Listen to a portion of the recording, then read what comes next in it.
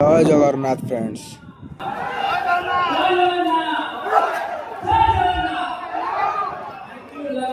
Hello friends, मोर ना बबुल स्वागत कर मोर एक नुआ वीडियो रे। आज आम आसु बेंगलुरु कोरमंगला जो ओडिया भाई मैंने गणेश उत्सव पालन कर उत्सव रे आमर गेस्ट अच्छा हरीश सार, एलिना मैम आमती आम ओडियार बहुत सुपर सुपर कलाकार माने प्रभु गजानन को देखापी आप देखिपे एत सारा लोक हरि भाई नुआ फिल्म छोट गीतटी ये रिलीज होती